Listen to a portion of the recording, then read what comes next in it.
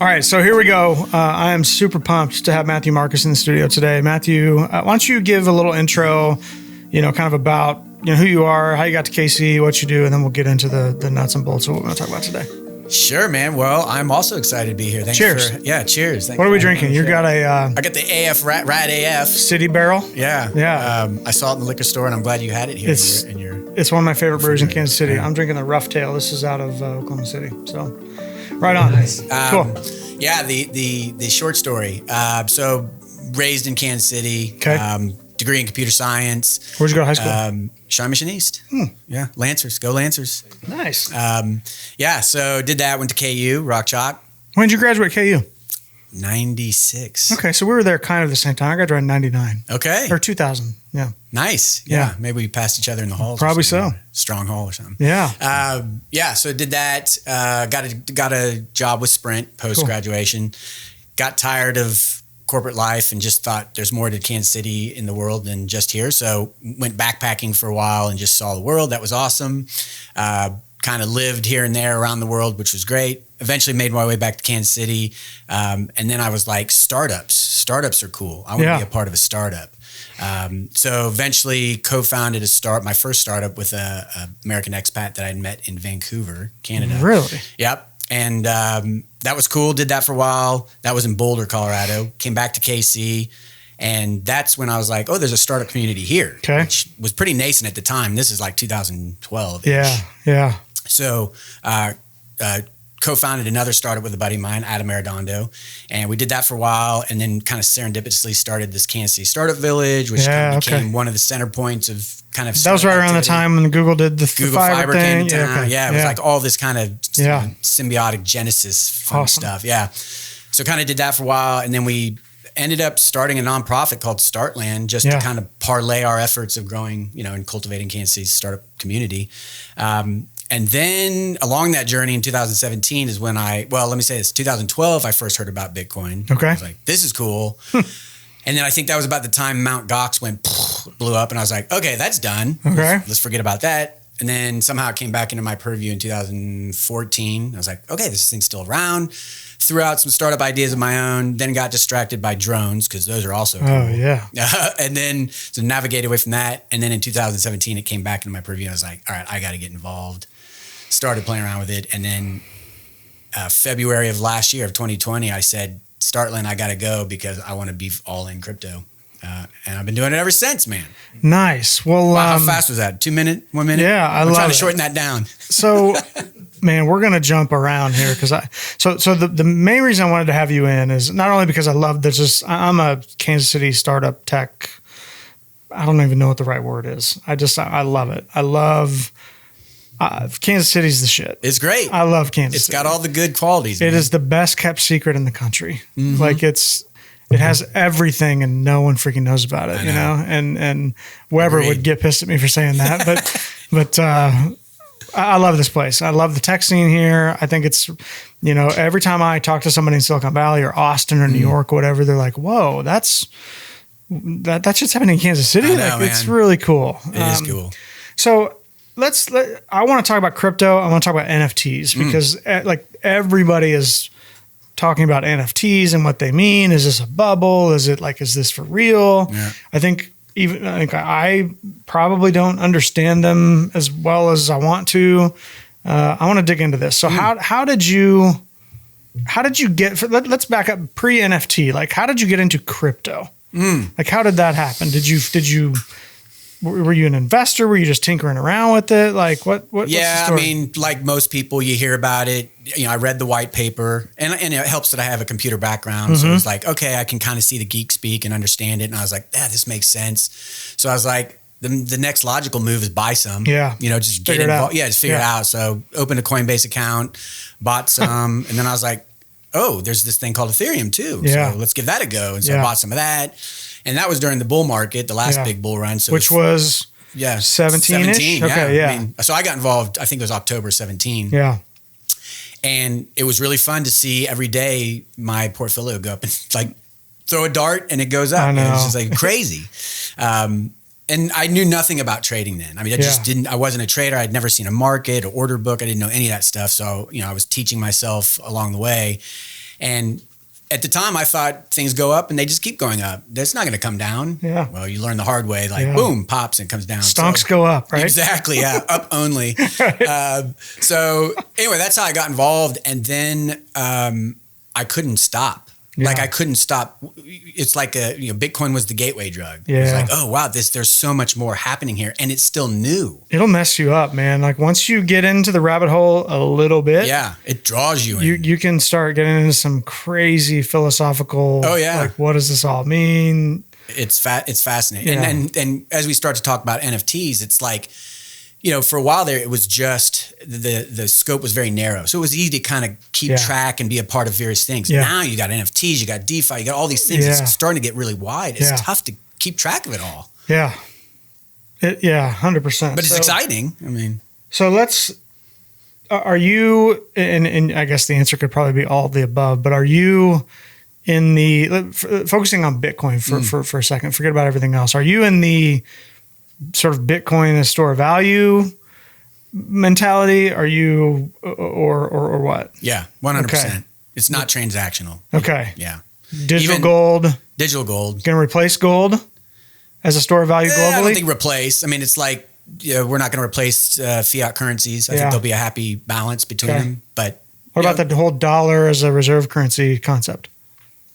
It's got to go, man. Yeah. And honestly, it's going to go sooner than later, I think, because historically the global reserve currency lasts about a century, and we're past that with the U.S. dollar. So it was the 70s, right? Well, the 70s when we got taken off the gold standard. Gold standard, right? But the global reserve currency for the world has been over 100 about years, 100 like years. 1900. Okay. So we're ripe for change. We're ripe for change. And the rate at which things are changing is increasingly getting faster. Right? Absolutely, man. And you just see the money printer go burr, right? I mean, the U.S. is printing money like it's going out of business, and I think that's a recipe for disaster. But that's a whole another conversation. I couldn't agree more. Before we got in the air, we were just talking about the gold business that I was in. I was involved in this gold business in the early 2010 to 2014. And my business partners in that space, and even I got into the drinking the Kool-Aid. We were gold bugs. Yeah. We were in the, gold's going to go to 10,000. This was after, this was post, when Obama got elected and we started, getting out of the financial crisis then. We started printing money in 2009, 2010. Things are going nuts. And we were all in on like metals. Yeah. And this is 10x that, 100x that. In terms of craziness. It's gold on steroids. Yeah. Gold on heroin, crack, whatever. Yeah, it's crazy. So, man, okay. So I'm trying to think of where to go next. So if the audience is into the differences between different types of crypto, you mentioned DeFi, you mentioned Ethereum. Let's talk. I mean, this is probably for you really basic, but for me and the rest of the audience, maybe it could be pretty useful. Help me understand the difference between Bitcoin and Ethereum. I mean, Bitcoin was like so when we talk about Bitcoin, you got Bitcoin the currency, right, and then Bitcoin the blockchain. Yep. One's capital B, one's lowercase b. If you want to get technical, the Bitcoin, the blockchain is like blockchain version 1. Yep. Right. Yep. Just a representation of value in this case currency. But Ethereum came along and was like, hey, what if we make it programmable? Yep. What if you're able to run programs on there or do smarter things or have if then do this kind of that kind of stuff. And so it's like blockchain 2.0. Yep. And they did something which I think is probably the smartest move ever, which was, hey, Ryan, you're starting a new project. You're creating a coin. Yep. Don't create your own blockchain. Just build that on top Ethereum. of Ether. Yeah. Just mint it on Ethereum, and that's how they captured so much market share. And they have huge first, market mover. And then you had this sort of craziness around ICOs 2 years ago, 2 or 3 years ago. Yep. And that's kind of fizzled, right? I mean, that's not really happening much anymore. Or am I missing it? There's a few ICOs. I think now they've moved to IDOs. What's an IDO? Or IEOs. So like initial decentralized offering or IEO's initial exchange offering. Okay. So they've kind of like Binance, some of these exchanges have jumped on the bandwagon to say, hey, build your project on our platform and we'll represent you to the world. So they manage all the exchange and the whole back end of it. And we'll get you listed on our exchange. We'll make sure that the marketing gets done right and we'll do all that for you, but you got to let us help you do it. So here's a dumb question. Like what's preventing someone from, like if I'm starting a company today and I need to raise capital, why not just create tokens or a coin and issue coins instead of shares? You can. I mean, obviously there's regulation, and you got to make sure you don't cross any or make any mistakes, I should say. So there's a big difference between it being a currency and a security. Exactly. And there's a lot of projects that in those ICO crazes were issuing securities. They didn't know it or didn't think about it. And, the SEC's cracked down on them. Yeah. So you got to make sure that you're doing your research and knowing what you're doing. Yeah. Good legal counsel. So what do you know? What do you know about the Ripple thing? Because I'm super interested in what that all means. Yeah. Ripple, XRP, and everything. Yeah. So my dream goal is to get Brad Garlinghouse on this podcast. Like he's a fellow Jayhawk. So he's a Topeka guy. Yeah. So my stepmother worked for the Garlinghouse family for like 25 years. Like my stepmother was the HR manager at MC Industries. Okay. Which Kent Garlinghouse, who is Brad's dad, I think, started. Yeah, that's cool. So anyway, Brad's a Topeka guy. Brad, if you're out there, come on, man. Dude, come get on the show. We gotta get you in. We here in KC. Yeah, that's right. I would love that, man. So tell me what, like, XRP blew up like the last 2 years and this SEC issues, or what's going on with that? Yeah, I mean, from what I understand, it's just like what we talked about is the SEC is charging them that Ripple XRP is a security. Brad and company is saying, no, it's not. Yeah. So that's where, they're battling. It'll be interesting to see how it plays out. My guess, if you're interested, I think that they'll settle out of court. Okay. Unless the SEC wants to make an example of them, which I don't think they will. I think they'll settle out of court, and I think you'll see Ripple right back in the action. Even though it's, centrally owned and they own a lot, and, their former co-founder left the company and is left with a bunch of Ripple and is just dumping it on the market, blah, blah, blah. I think that they'll be around. I don't see them going away. Man, there's so many, so many interesting projects. Are you familiar with Ray? Are you following that story at all? Ray, no. So Ray, RAI? Yeah. No, RAE. Okay, tell me. So here's what I know about it. I don't know a ton, but I was fortunate enough to have a call with the CEO of Ray. I don't know, a week or two ago. Ray is part of a company called, I can't think of the name of the company. Reserve Access Token. It's Rockfin. Rockfin is the name of the company. Okay. So Rockfin is a content platform, and it's a content platform where the creators on the platform, they get paid in Ray, which is this sort of community token. But then they also, they participate in, if there were ever an exit, they participate in the outcome. Oh, that's cool. And the guy that started it's a really interesting dude. He started a company called Flow Wrestling, which was a wrestling focused content. It was like YouTube wrestling. Started that, sold it, and now he's into Ray and Rockfin, and you should check it out. It's really wild. One of my good friends and clients and colleagues is a guy named Gons Medina who runs Blue Chip Wrestling here in Kansas City, and those guys are tight. And so anyways. All these cool things happening in Kansas City I didn't even know about. Wrestling. Yeah, I know, man. I need to get connected again. So, yeah, my crypto story, man, we were just talking about on the, before we got on. So my crypto story, I was at the lake. You were on the dock. Everybody else was on the dock, and I was like, man, I want to. You were in front of a computer. So 2017, everybody was talking about Bitcoin. It was going crazy, and I went up to the house. My in-laws own a lake cabin, and super fun. And I was like, man, I got to figure this out. So I went back to the cabin, buried myself in my laptop, and I bought $1,000. Set up a Coinbase account, bought $1,000 worth of Bitcoin, and I think it was around 10 grand. 10 grand a coin. So I got 0.1 Bitcoin, maybe. I think his math is right. And then like 2 weeks later, it was worth $2,500. It was like, poof, off a cliff. And I was like, well, damn, that sucks. It didn't work out very well. So I sort of forgot about it. I was like, well, that sucked. But you held. I held the thing. Yeah, I hodled it, hodl. That's a really funny story. So anyway, I did hold it. And last year, maybe 2 years ago, I don't know. I'm into betting on college football. Like, I love college football. I like to bet, and Bovada makes it really easy to put Bitcoin in there. So Jimmy was just talking about this, and I was making fun of him, but I did the exact same thing. I put the whatever money that I had into Bitcoin.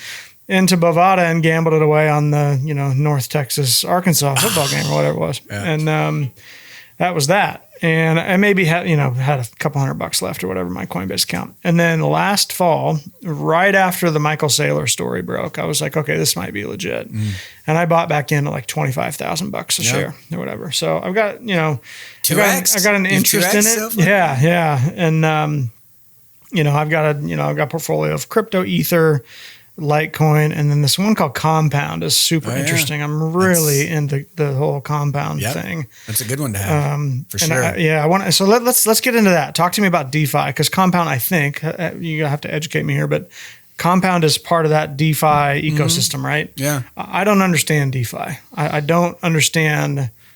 Like, help me get my head around what DeFi actually is. Sure. I mean, I know what it stands for. Yeah. But it's good to compare it to what we are used to, what we do know very well, which is CeFi, centralized finance. Okay.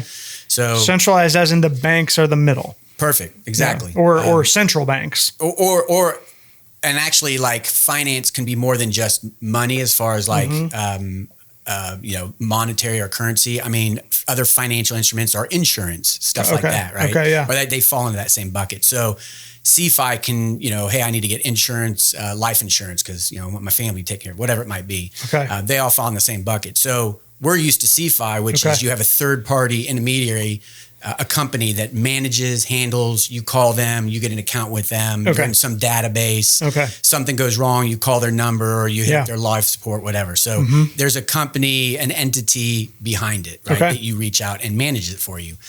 DeFi, on the other hand, takes that away, that those institutions, and replaces it with programs. Okay. So now, instead of trusting a third party with your data, right? And we've seen some of the stories of things getting hacked or data getting breached and whatnot. You're now trusting that into programs, which do all this, programmatically. I mean, behind the scenes. So, if I want to earn interest, right, on my Bitcoin, there are platforms out there that let me deposit my interest, which then goes into a smart contract, if you will. So BlockFi? Well, BlockFi is actually centralized. Okay. So they actually manage your money. It's like a bank in a way. Okay. So when you're dealing with an entity there. Gotcha. But there are other platforms, and I'm kind of failing to think of one right now. Compound would be one, right? Compound would be one. Yeah. Okay. So you could literally take your US dollars, if you want, convert it to, let's say, USDC, right? Which is a digital version of the dollar, if you will. Take that USDC, put it in a Compound service, right? Which is decentralized. Yeah, there's programmers who are making it, but the thing that runs it is all programs. Yeah. And then you're earning interest by putting your tokens, right, your USDC, kind of in that vault, if you will, or in that service. Okay. So that's DeFi, and that's happening at a very rapid pace, and it's truly disruptive. It really is. So with DeFi, you and I can transact without anybody in the middle. Totally. I mean, that's the joy, and very quickly. And okay, so help me understand blockchain as a whole, because all of this sits on blockchain, right? So, blockchain is, this tech that powers these transactions, but there's no phone number to call if something goes haywire, right? But it's secure in that nothing like that, if you hear the terms like unhackable, and it is, right? Because there's all these nodes and there's nothing in the middle. It's all distributed. Is that accurate? Yeah, I mean, there's a lot you've touched a lot of good points there, right? So a lot of this runs on blockchain tech, or really distributed ledger tech, if you will, because there's other blockchain alternatives, right? Which has been shown through Bitcoin blockchain that it's unhackable. Okay. Right? Unless you gain 51% of the hashing power, whatnot, you can't really get into it. Let's get into that later, because I'm really curious. Yeah. But what you have to realize is there's definitely a lot of risk involved. So one thing, when we kind of navigate back to the 100,000 foot view, is this is one big experiment. Yeah. Which is incredible. It's like the internet in the 90s. Yeah. Hey, man, there's this cool thing that the military is letting us use for commercial purposes and fun. Let's get involved. And, what's this email thing, this email address with it's like crazy stuff now when we think about it. It's like, what? Email address? Yeah. Everyone knows what that is. But that's where we're at with this thing. Yeah. The thing that makes it so fascinating is there's real money behind this thing. With the internet, there was no money. It was just a bunch of hackers having fun, or just, And in the last 12 months, there's now institutional money. Now there's institutional money. I mean, oh, dude, we are on a fast-paced trajectory for sure. But just to touch point on this, on the risk factors, just like you said, there is no phone number to call if something goes wrong. So you're sending me 1 Bitcoin. Thank you very much, Ron. I appreciate it. I needed that Bitcoin. You put in my wallet address, but you mistype it, 1 letter. Yeah. Oops, mistake. You didn't do copy paste. You typed it in. Yeah.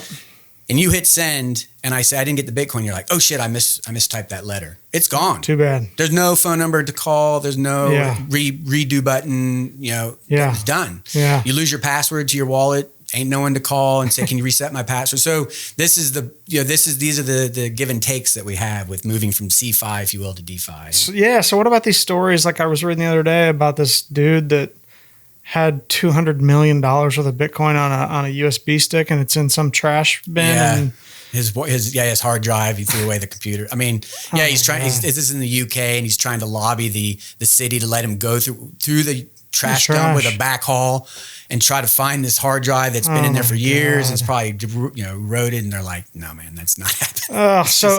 But if you factor that in, there's 21 million Bitcoin, right? Yeah, and am I right that it's divisible by 8 or 8/100ths? 1 Satoshi is 100 millionth. Okay. Of a Bitcoin, yeah. So there's 8 decimals. Exactly. Yep. Okay. So it is infinite, or not infinite. It's finite. Sorry. It's finite, and you can't make more of it.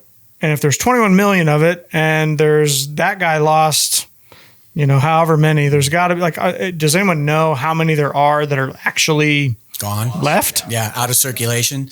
There's a guesstimate. Okay. So there's actually some metric companies out there that track all this kind of data, and they've kind of guesstimated it like 4 to 6 million are gone forever. Wow. There's really no way to tell. So the way they look at it is average days of not being spent, if you will, or movement. So you can see coins that have moved relatively recently in the last hour or day or month to those that haven't moved for years. Okay. And when they look at here are coins that haven't moved for 10 years, they kind of say they're probably gone. Okay. Someone lost their password or whatever. So what about the difference between the coins that are on an exchange and the ones that are in, I think I'm using the right terminology here, but cold storage. Yeah. Okay. So you have like Coinbase or Coinbase Pro or Binance where you can trade and hold on an exchange, or you can take it off of an exchange and put it on a wallet. Yep, exactly. So is there anything to be said for, recently I've been seeing that there's a lot of Bitcoin that's being pulled off of the exchange onto wallets. Is that good or bad, or does it matter? So the reason that that's good, if you're an investor, is that they're likely moving off the Bitcoin because they plan on holding it. So when you see a flood of Bitcoin going to exchanges, they're likely selling it. Like you don't put Bitcoin onto an exchange to hold it for long term. Yeah. You're probably getting ready to move it. Okay. So going back to these companies that track metrics and movement, you can literally see, oh, wow, a lot of Bitcoin is flooding into Binance or into Coinbase or whatever, and you can make moves on that.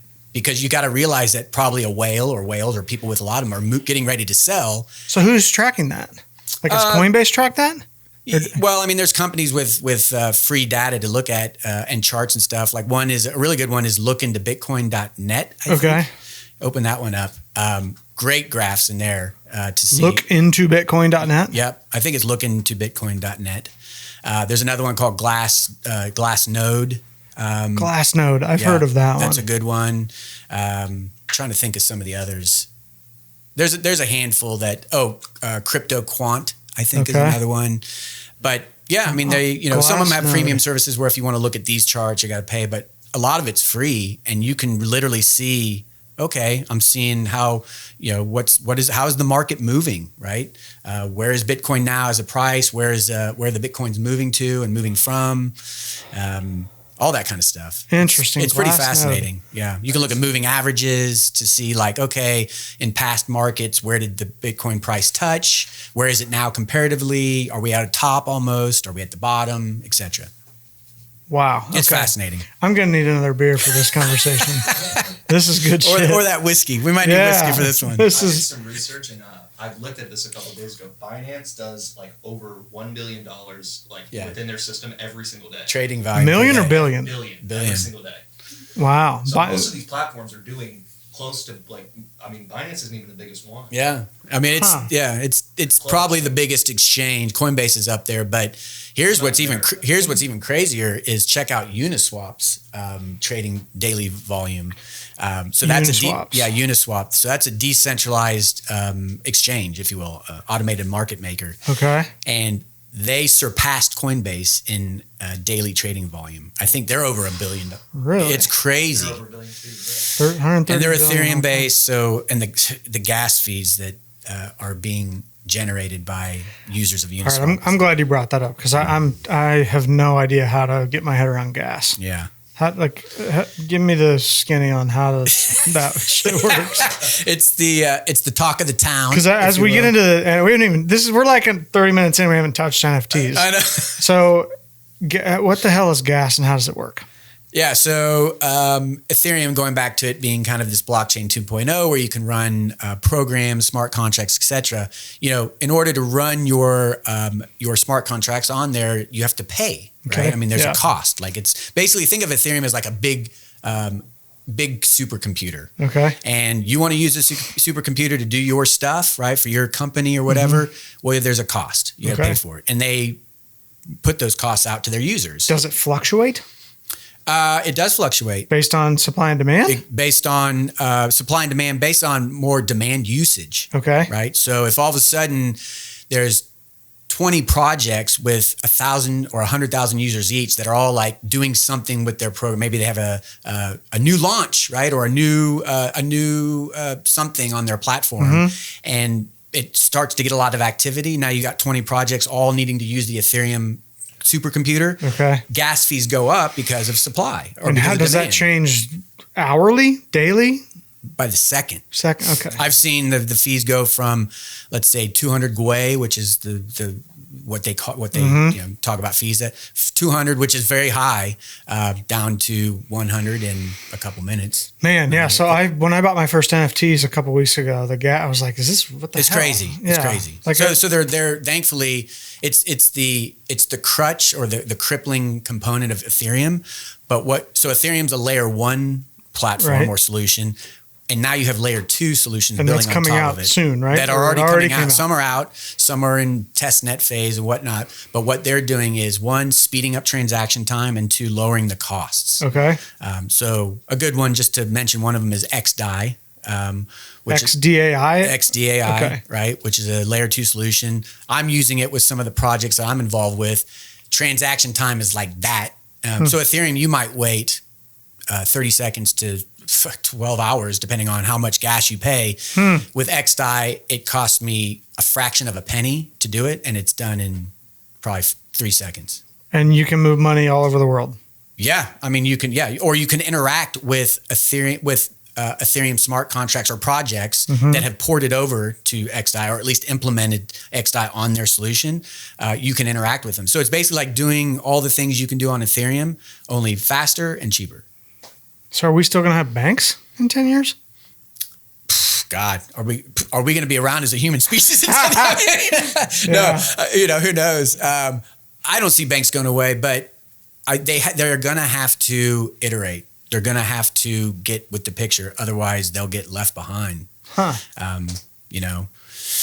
I don't see banks going away completely. I mean, they're too ingrained into the foundations of community.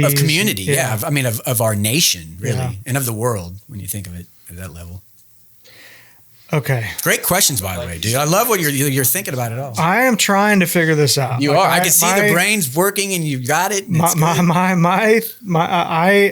I like to dig in and like screw around with stuff, and it's awesome. So let's dive into NFTs. So I'm going to give you like a little bit of some context for how I got into it and heard about it.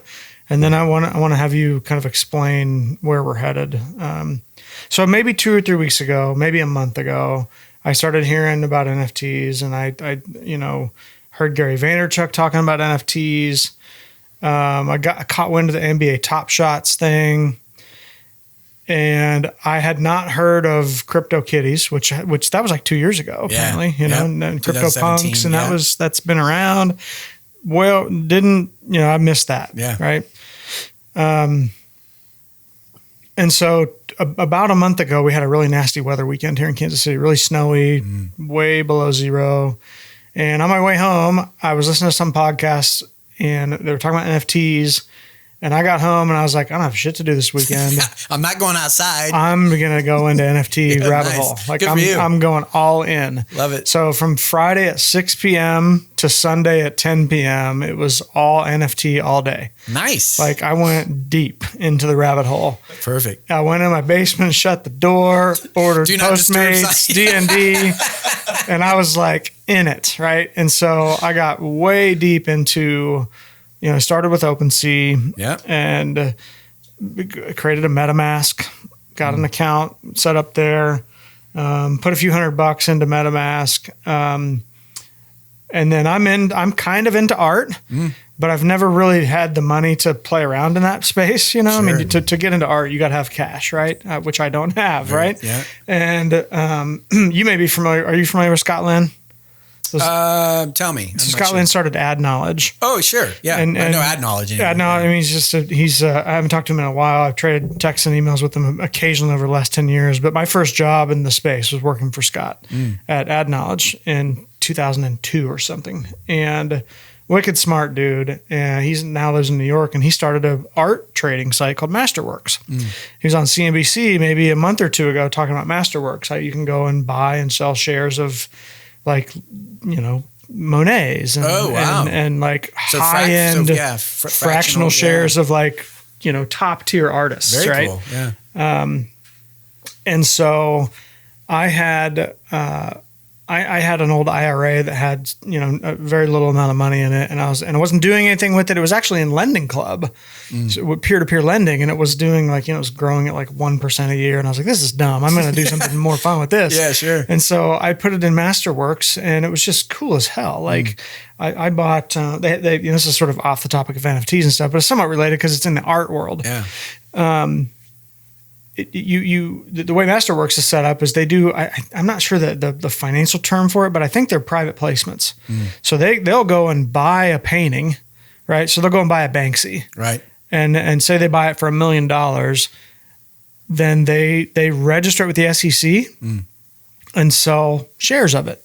Wow! Right? And treat it like a company almost. Yeah, it is a company. I think it's S corp. And so cool. Each artwork is its own company. No way. So I set up an account on Masterworks and deposited some money and bought 4 pieces of 4 artists. One's this dude, Mikhail Basquite, who I'd never heard of, but apparently, look him up. I'll put a link in the show notes. But this guy, I think this is an accurate statement. You'd have to fact check me here, but but before Beeple, I think he had the highest the highest single piece of art ever sold. Yeah. I think it was like 100. Well, that would be higher than Beeple. Maybe it was 10 million. I don't know. Yeah. Anyway, the work is amazing. Really unbelievable stuff. Nice. And he was killed. He was like a 25-year-old guy. Somehow he got killed. Oh, wow. And his artwork is just really, really appreciated. And this is another one you have to fact check, but I was told or read somewhere that in the last 100 years that, well, I'm leading the witness or giving it away, but here, take a guess at what the highest performing asset class is in the last 100 years. Art. Stocks. What bonds, do I win? Stocks, bonds, real estate, like art. Wow. I wouldn't have guessed that. If as a percentage, art is the best performing asset class in the last 100 years. That's crazy. Seems insane to me. Would never have guessed it. And if you're at all interested, there is a whole other rabbit hole you can go down about money laundering. Art is like the sort of, that's where you want to, if you want to launder money, do it in art. Wow. So anyway, all backstory into how I got into NFTs. So I went home, put some money in MetaMask and got a couple pieces. I bought like a $40 crypto. It wasn't a crypto punk. It was like a knockoff of a crypto something. Really cool little piece. Crypto skull is what it was called. Okay, I've seen those. I think cool piece. It's my profile picture now on Twitter. Yeah, nice. I have the original. And then this is silly, but my dog's name is Archibald, and so I searched for Archibald on OpenSea. And I found this killer piece of art that was the person in the piece was named Archibald. And it was like $225. And I was like, okay, I'm going to buy it. I'm going to buy this piece. Nice. So I bought it. And then the person that put this piece of art out dropped another one. And it was and I'll see if I can pull it up here. It was a piece called, it was called Hodl. It was a woman with a piece of tape over her mouth, and it just said Hodl. Nice. It's like, and the colors were just absolutely amazing. This woman called Lainey Berry Rojas. And I never heard of her, had no idea. Anyway, so I bought these two pieces. Yeah. And that's decent money, $225. I don't know what you paid. $500, right? So I bought these two pieces, and I'm thinking, okay, I'm going to frame one of these. And I was just super interested in like the person behind all this. So I found the person on Facebook, and I did you message him? I messaged her. I was like, hey, listen, I bought these two pieces, really amazing work. Like keep doing it. Good and on she ya. and That's she cool. messaged back, and we've had a conversation going and stuff. And I've got a couple interesting ideas for something that I would love to collaborate with her on. But dude, the work that this girl is doing is unbelievable. Nice. And she is like, if you go look on Twitter for her handle is CryptoPalm. She's like really active in a lot of these NFT art communities. Anyway, this is the piece. Yeah. So you wow. see that, but wait, hold on. Dude, that is cool. It's cool, man. Nice find. Dude, I love it. Yeah. So, all right. That's my story. That's how I got into NFTs. Nice. Explain NFTs. What the hell is an NFT? Because I'm not sure I even really know. An NFT. It's a funky acronym they chose, that's for sure. It stands for non-fungible token, which is a strange one. But so what is fungible? Yeah, as I was going to say, like we have to understand fungibility versus non-fungible. So fungibility is basically one unit of anything is the exact same as any other unit of the same thing. Okay, so if I got a $5 bill and you got a $5 bill, and we swap, it's the same. Doesn't matter. Doesn't matter. They both represent $5. Doesn't matter that your serial numbers are different. They are the same essentially. It's fungible. It's exchangeable. Exchangeable, right? Yeah. Like if I cut off, if we have a brick of gold and I cut off an ounce and to give it to you and an ounce to me, and then we swap, it's the same. An ounce is an ounce of gold. It's the same, fungible. Yep. Non-fungible means two things of the same class are not the same, if you will. So, real life example. So that's not. Yeah, so I like to use an example which really goes well with NFTs is take a baseball card. Yep. Right? Okay. We know people out there are collectors of cards and stuff. So let's say you had a 1985 mint condition George Brett, Royals baseball card in a sleeve, never been touched in the open air. Yep. It's pristine, right? Yep. Very nice. And I got one, right? The same one. And it's been sitting in my back pocket. It's worn, it's rusted down, whatever. Okay. Essentially they're the same thing. They look the same. We go try to sell them. I guarantee you're going to get a lot more for yours than mine. Right. Because they're not in the same condition anymore. Right. Or if I had a Willie Wilson card, right? They're both baseball cards, but maybe George Brett's more popular. And you can sell yours for more because Willie Wilson wasn't, or whatever it might be. So same kind of class, right? But you can't exchange. I couldn't give you my Willie Wilson and George Brett, and then all of a sudden it's the same value. Okay. So that's what NFTs are. It's just a digital version of that example. So let's dig into that. So the digital version. So I own the digital token to this piece of art. You own that. Okay. So what's preventing someone going from right click, save as, or screenshotting this and saying So the short answer is nothing. Right. Yeah. Like anyone, I could go to the most expensive CryptoPunk out there, which is an NFT, series, and right click, save as, make it my Twitter profile pic, and no one could do anything about it.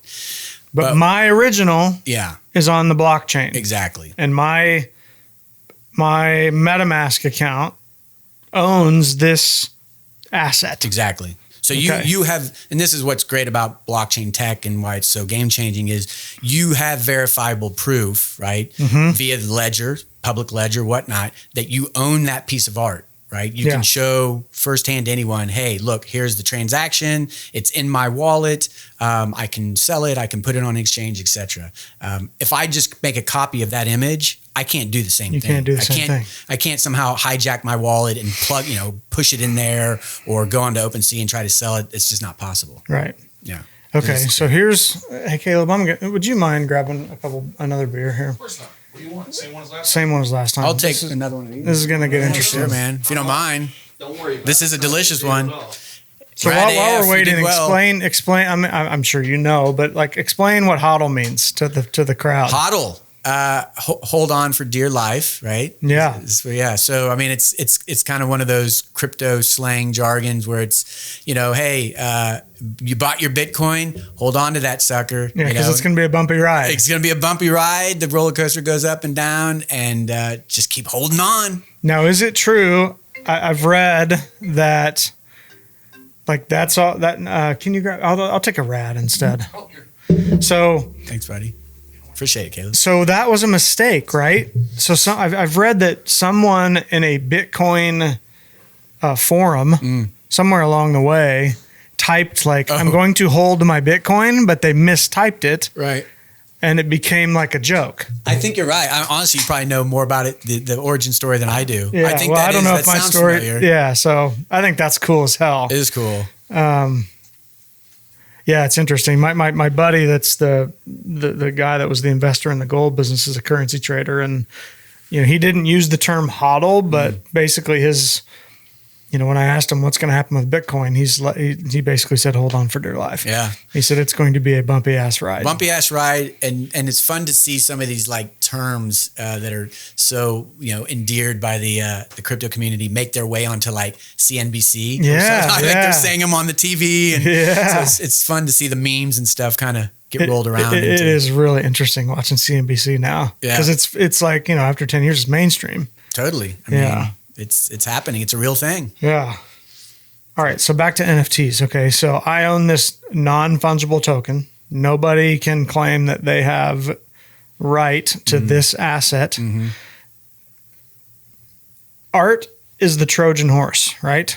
Like everyone's talking about art and art is in the news and NFT art is what everyone's talking about right now. But art is like the tip of the iceberg for what NFT is going to do, right? I think so. I mean, who knows how this whole thing will play out because it's literally it's the story's being written right before our eyes. Yeah. But art made sense to start with because art is digital art, I should say, can be created by kind of anyone in a way, right? Not good art. Yeah. Obviously, there's great artists and there's poor artists. Yeah, but anybody can go make a JPEG and sell it. Exactly. Like I can go on Microsoft Paint, do some squiggly lines, like that. A child can do that. Right. I can turn that into a JPEG. I can then mint an NFT out of it, and I can sell it. Yeah. So now I'm an artist and I'm selling an NFT. Yeah. Obviously, it's pretty crappy, but I'm doing it. Yeah. So art was an easy kind of entry point, right, for most people to get involved. And that's why you have to weed through. You go to OpenSea or Rarible or any of these platforms, you'll see a lot of junk and you got to kind of navigate to find the cool stuff like you found. And isn't there a comparable to that concept and what we saw in 99 with the internet stocks? Yeah. Like for every pets.com, like there's 100 internet stocks for the one that worked. Right. Right. Yeah. And back then everyone was talking about how this is a bubble and it was, and it popped.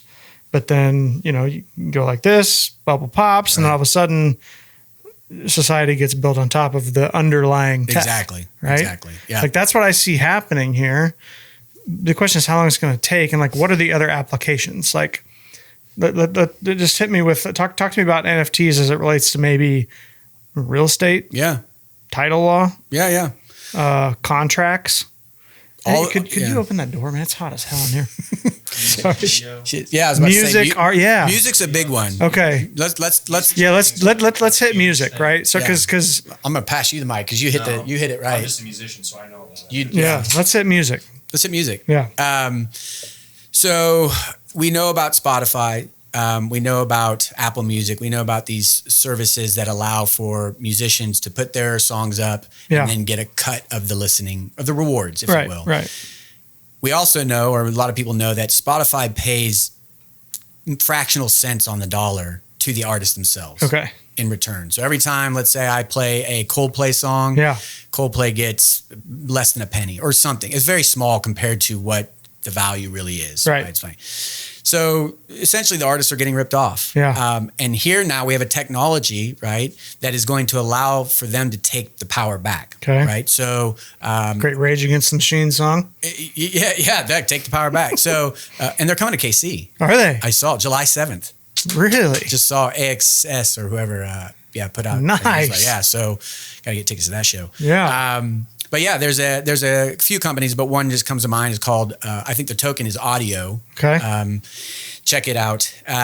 But they're essentially allowing for artists to turn their music into NFTs, right? And then they can sell them direct to consumer. Again, this is about decentralization. So you're taking out that middleman. You no longer need Spotify. I can sell you directly my song. So is this like what? So Kings of Leon just right? NFT'd their latest release. Yeah. Interesting. Yeah, I mean, they did that, and they kind of baked in some components of like, if you are the owner of this NFT for life, you get 4 front row tickets to one concert for every tour that they do in any city that you want to go to. You get backstage passes, you get driven to the concert, you get one piece of swag. So it's like a new version of the fan club.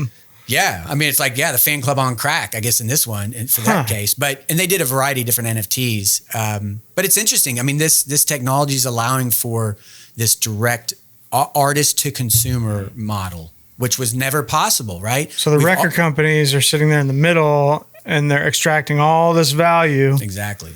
Ryan's probably thinking, oh, man. Here's another good example of this, right? Of this kind of cutting out the middleman, right?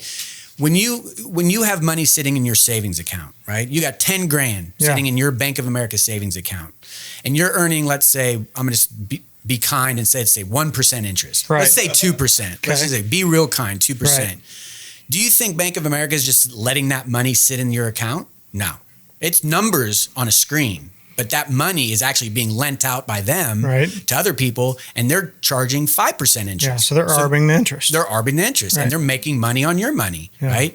Now, with blockchain technology, with crypto, you become, quote, unquote, your own bank, and you get that interest, right? So now I'm not saying, hey, Bank of America, I'm going to loan you my money, right? Or put my money in your account, you can loan it out. I'm going to loan it out. These guys over here are looking for USDC so they can do some cool crypto or whatever they want to do with it. Yeah. I'll let you use it. It's 12% interest. You pay me. You don't pay the bank. You pay me. It's my money. That's what it's allowing here. So same thing with like NFTs. This is direct kind of. Wow. Okay. So man, music seems like it's a big one. Music. Another one I'll touch point on is, and we were talking about with your gold business, right? Is this invoice financing. I wanted to get back to this. Yeah. So, okay. Cool project that I've been following. It's called Centrifuge. Okay. And it's part of the Polkadot ecosystem. And they essentially have created a project, if you will, that allows for people, asset originators. Centrifuge.io. That's right. That's it. If, asset originators are owed money, right? But they have to wait 30, 60, 90 days payment terms, but they need that money back quickly so they can keep operations running and smooth. They can put their invoices, I'm just using invoices as an example, they can put them out there for investors to buy up, right? And pay them immediately, but then get a cut of when it does get paid back. Okay, so let me throw an example at you and tell me if it fits into this world. So let's say I own land. Yeah. So let's say I own farmland and it's farmed, and I know that it's March right now, and our harvest is going to be in August, and we know that we're going to make $25,000 from this harvest, but I need the cash now. Away. Yep. Is that can Perfect. I? Okay. You could literally go to Centrifuge. I'm a farmer. Here's the money I make. Here's the estimates, all that stuff, and they'd say, perfect. Let's create a pool for you. It's called it's a 10 lake pool, but it's just a pool. We go in there and we say who you are, what your farm does, what's the name of your farm, give some background information. And then you say, hey, here's the yield that I'm going to have in 6 months. I'm willing to sell that at a 5%, 10% cut, if you will. And then investors see that and go, oh, I'm happy to give you that money because I'll take that cut. I'll take, I've got money sitting around, not doing anything for me. I'll put it to use. You seem like a good guy. Your terms are good. You're probably going to pay it back. Okay, I'm going to invest in you. So they become investors in your future earnings, if you will. But the cool thing is, and just going back to NFTs, is as a asset originator, right? So in this case, you're the farmer. When you create this pool and then you draw upon it, right? So let's say you get 1,000 investors putting $1,000 in each. So you got $100,000 in this pool that you can draw on. Every time you pull money out, there's an NFT that's created that kind of locks you into it. And so that would act like a contract. It's like a contract. It's a contract. And in order for you to release that NFT or kind of get out of the contract, you've got to pay that money back. Dude. Okay, it's pretty cool. So, I mean, if I'm thinking about this the right way, this is going to totally upend the way like the futures and futures contracts on wheat, corn. It could. That whole world. For sure. I mean, which is right here in Kansas City. Right? I know. Yeah. And here's another funny thing about this is there's a company here in Kansas City called C2FO, massive company, right? They move $1 billion plus a day through their system. And they do this exact thing, this invoice financing, whatnot. They do it for the big players, Amazon, Costco, like big players throughout the world. But it's centralized. Obviously, it's going through C2FO. They're a company. They're managing it. Centrifuge is basically the decentralized version of C2FO. Interesting. Yeah, very cool. Wow. So that's like another use case of NFTs, outside of art or music or whatnot. What about property? Like what's preventing? Last time, I don't know how long it's been since you bought or sold real estate, but the last time I bought my house 10 years ago, and we just refinanced it 6 months ago. And even to refinance it was like a stack of papers this high. It took a 2-hour meeting with 7 people in the room. Yeah. Like, is that really necessary? Dude, everything that we can think of that has ownership, if you will become tokenized. So you were talking about the art, right? That's a perfect example of something that can be tokenized, if you will, right? Put on the blockchain, verifiable ownership. You own 10% of this painting. You're ready to be, the painting's gone up in value, whatever. It was you're ready to release that. You could sell it to someone else, but it's verifiable on the blockchain. Titles for cars, titles for land, all this stuff. Stocks. Are you kidding me? Stock market will for sure go to blockchain technology. It has Guaranteed, to, right? Guaranteed. Promise you, it will happen. Yeah. Like NASDAQ's already playing around. They're already involved in this space. Yeah. Yeah. The New York Stock Exchange. That's an interesting one. I wonder if BATS and them are involved in this. Yeah, they're local, right? I mean, they have to be. I would think so. I mean, if you're not paying attention by now to what really truly is the most disruptive technology of the modern time, if you will, you're doing yourself a disservice, and you're probably doing your clients a disservice as well. Interesting. Yeah. So Tesla just said that they're going to accept crypto. Yeah, for payment for the tax implication. We need to get a tax expert. We need to get. They're doing what? They're storing with nodes in the store, so it's like they're not going to be like if there's no transfer. They're maintaining the. It's basically like you're handing them the Bitcoin. Yeah. They're not doing anything with the Bitcoin. They're just hodling it, and it's going to be internal in their system. Yeah. So it's going to be like in a year or two, blockchain is going to be innovated inside of the technology of Tesla. Like it's going to be in the spacecrafts and the cars and everything, and like the sales process because it'll just be the currency in their systems. So I tweeted this yesterday actually, and I was trying to get my head around the tax implications of crypto, which is a big. If I had hair, I'd be pulling it out right now because I feel that it's a pain point, dude. Yeah. I was thinking, okay, well, I've had some gains in Bitcoin. What if I wanted to buy, use that Bitcoin to buy a Tesla? Yeah. Would I pay taxes on my gains before? Like, if I were to buy a Tesla with Bitcoin, when do I get taxed?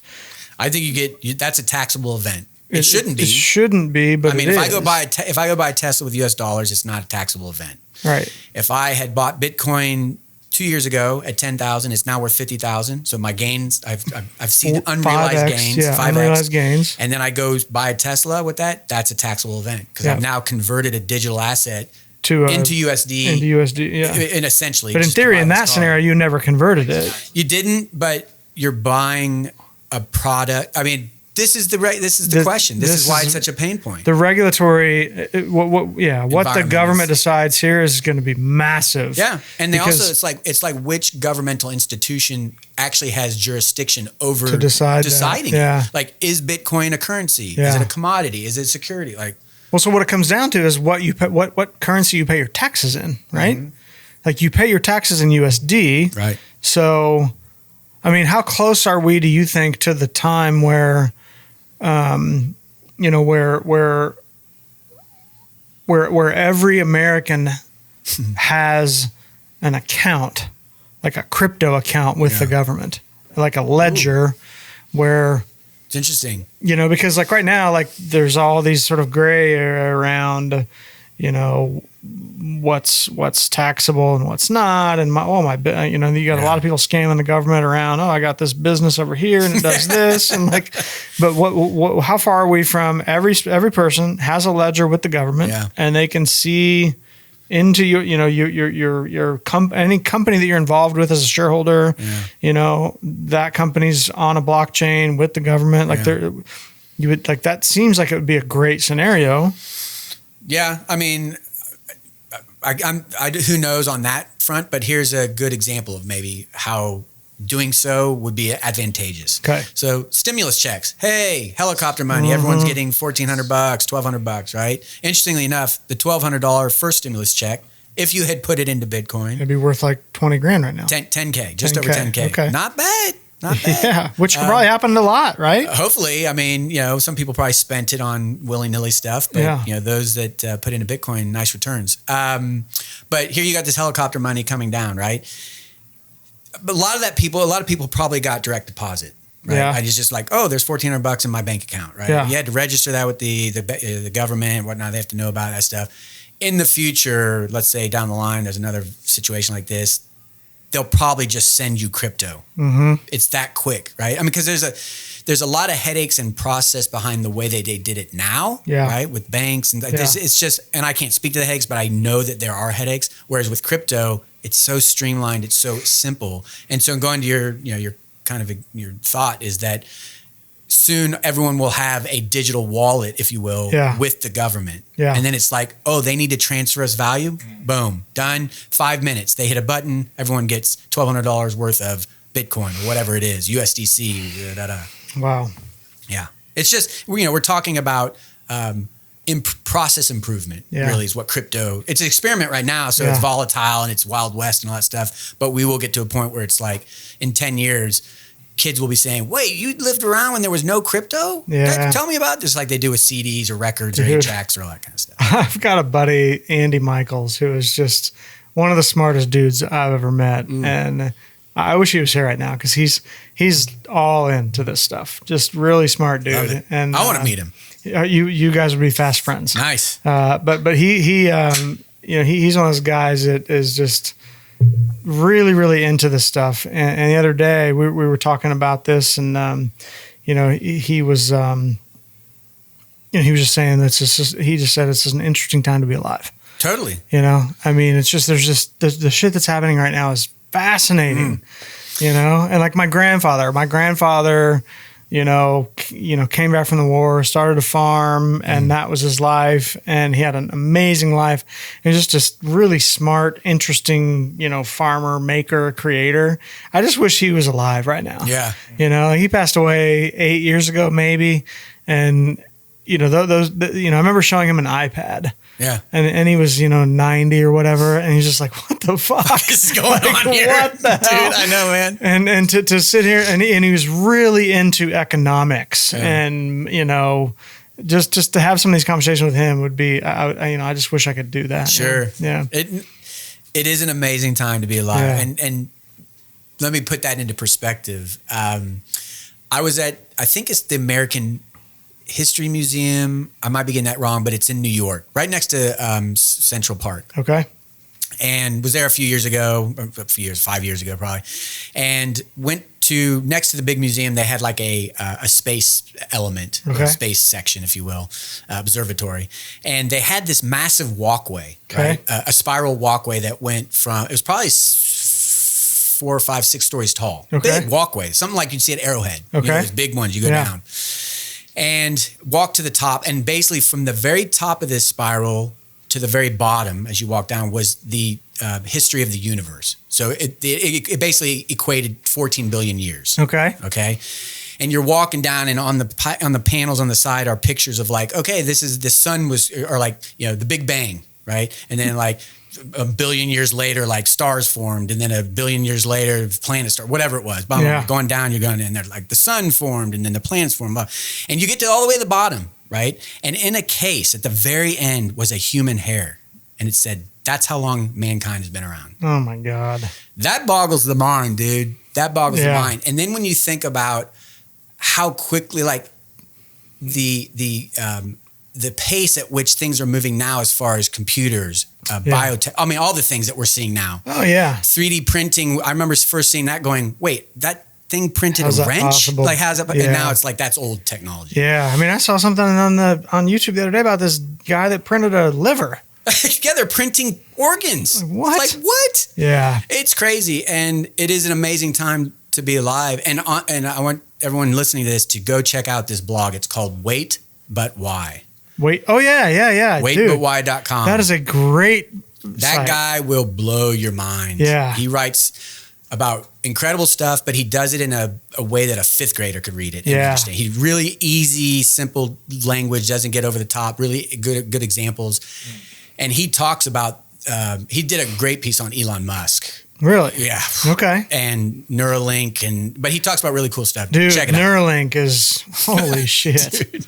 We had some guys on, you know, the guys from Tesseract Ventures. Have you ever, totally. So John and Dave were in here, I don't know, a month or so ago, and we started talking about Neuralink, and wow. Isn't that just, it blows the mind. Yeah. Honestly, things are moving so quickly. I think about this a lot, that it's like, I consider myself pretty progressive. Yeah. Tech savvy, if you will, to some degree.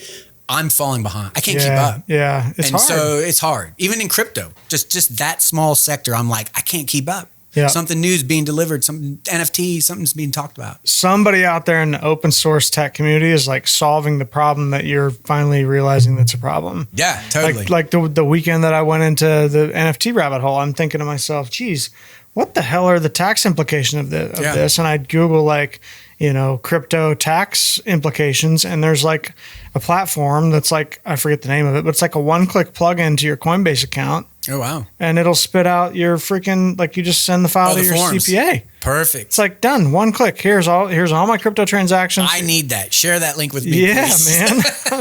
Because I haven't done my taxes yet this year, and it's going to be messy. Yeah. Well, so let's circle this all back to brands, e-commerce, digital marketing. Like, what are the implications of NFT tech on brands and advertisers? Like, if I'm creating like, say I have a shoe company, or a t-shirt brand or whatever, like, what do I need to be thinking about, and how can I, like, get in this game? Yeah. Was listening to a podcast, I think it was yesterday, actually. It was the Bad Crypto podcast, the one that we discussed. Okay. And Travis and Joel were talking about how Charmin, the toilet paper company. What? They came out. They jumped on the NFT game, and they're calling them NFTP. Right, makes sense, right? Obviously. And they makes sense. And they minted some NFTs, and I haven't seen them yet, but apparently images, you can buy them on OpenSea or whatever. And here's an example of like a company, right? Just an everyday company trying to get in on the NFT market. They're probably just trying to capture on the hype of NFTs. Yeah. Makes sense. I mean, you're a company, try to do that. The same thing happened with blockchain when that was a big thing in 2017. Is like some companies just reworded the name of their company and just put in blockchain, and all of a sudden their stock price went up. Yeah. We're blockchain. So I think this is kind of what we're seeing with NFT. It's a hype. I mean, it is a hype. It will even out, level out eventually into something that is worthwhile for the most part with companies and whoever. But we're still in that experimental phase where, dare I say, bubble-esque phase, where it's like, NFTs is the big thing, and the ICOs were a big thing, and then they just went pop. Yep. I think NFTs will have a pop as well. Yeah. But again, the beauty is in the eye of the beholder, right? And so that art that you bought, you looked at that and you said, that has value to me. Yeah. That's all that matters at the end of the day. So let's say the NFT thing pops or whatever, you're always going to have that. Yeah. And maybe you display it on your iPhone as a wallpaper. And I'm actually going to print it. Like, I'm going to put it on canvas and put it in the house. Perfect. I mean, you own the thing. Yeah. I think that's awesome. Yeah. Interesting. Yeah. And also like, I think the next play with NFTs is NFTs are in the digital space, right? Mm-hmm. That thing you own is a digital item, but how do you marry digital with analog? Dude, I'm glad you brought that up because that's going to happen. It is, how do you take a digital NFT and marry that with the physical world? Totally. You know? Yeah. A good example is, Patrick Mahomes, again, jumped on the NFT bandwagon and had a big charity event, if you will, where he minted a bunch of NFTs and auctioned them off. Yeah. And, some of them had 500 copies of the NFT, 1,000 of them. I think he raised like maybe $3 million, $3 million. But the creme de la creme was a one of one, right? And I think it's called the Mahomes Magic or the Mahomes Museum or whatever. And it is a pretty piece of artwork. It's animated, right? So it's got some motion and it's very, very cool piece. But here's the kicker is the owner of the winner of the auction not only got the digital piece, but they got a 65-inch TV that so they can display it. So now we're talking about a digital art frame, right? Which I think is very cool. And that's marrying it. So I think going back to the music piece, you're going to have an audio player. Maybe it's something on the phone or whatever, where it's like you only can play the music that you own, that you can verifiably show that you own the rights to that. Because right now with MP3s, we all know I can make a copy, put it on a USB stick, give it to you. Boom, you're listening to it, no problem. Wow, I hadn't thought about that, like the DRM. Yeah, I can see that being a piece. Interesting. Yeah. So anyway, man, love this conversation, bro. This has been really good. I tell you what we'll have to do. We'll have to do this like in the fall. Love have it. you come back out and we'll talk about what's changed. Yeah. Dude, we could probably do it next week. Yeah. We should have your buddy Travis come out and join us. Yeah, he would. I think he'd love that. That would be fun. Super smart guy, fun guy, very entertaining, obviously. So yeah. Right on, man. Well, dude, I we've met once before, but it was brief. I've really enjoyed the conversation. Yes. Really glad that you came out. And Matthew, Marcus, everybody, thanks for coming out, dude. Thank you, Ryan. Thank you, team. I love your space, by the way. You got a great office. Awesome. Good team. Dude, thanks for coming out. Appreciate it. Cheers, man. Right on.